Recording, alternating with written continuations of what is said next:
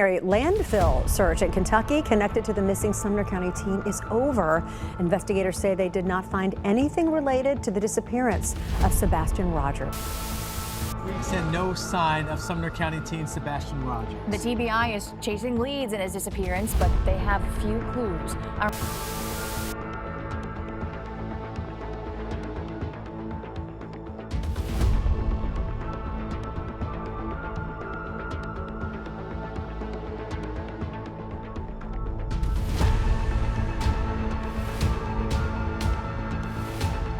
Welcome back to the channel, everybody, where we cover true crime, mystery to the missing.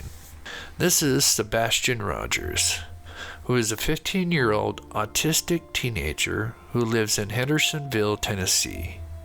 He was last seen Sunday night on February 25th by his mother and stepfather.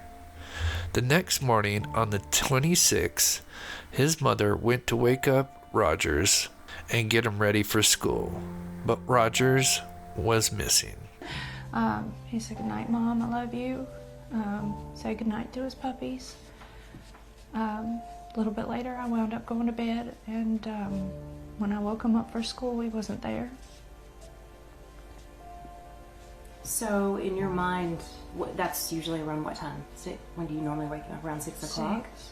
So, were you instantly thinking something's wrong, or were you like, he may just be already in the shower? I took a in the living room? second. I took a second and walked through the house looking for him in case he'd gotten up and was trying to get breakfast or something, because he did that sometimes. About 3 minutes in, give or take, I was on the phone with my husband and I said, "I can't find him."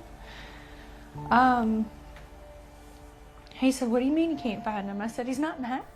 This would end up sparking a massive search for the missing 15-year-old. From searching a landfill to on-the-ground searches with cadaver dogs and more. Sebastian Rogers was allegedly wearing a black sweatshirt, a black sweatpants, and his glasses.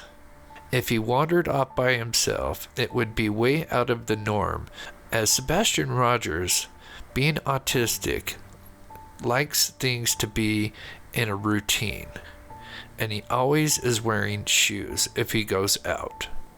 Rogers had an incident when he was younger, when he was barefoot outside and stepped on an anthill. From that incident, he never goes outside without some kind of footwear. Rogers supposedly has his keychain flashlight with him, and there is a strange video that was caught by a neighbor's home nearby where it appears to be at least 2 people with flashlights wandering around in an area near the home of Sebastian Rogers. This video is taken around 3:30 a.m. on the early morning of February 26. Because it's dark, you can't really make out anything other than the 2 flashing lights. This obviously was taken the same day Rogers went missing. So some of the biggest concerns is Sebastian Rogers wouldn't normally leave his home without his shoes. All 3 pair of his shoes were sitting near the door. So Rogers wandering off by himself is not likely. If Rogers was abducted from inside the home, there is no sign of forced entry. So it begs the question, was it someone close to Rogers that took him? Sebastian Rogers lives with his biological mother and stepfather.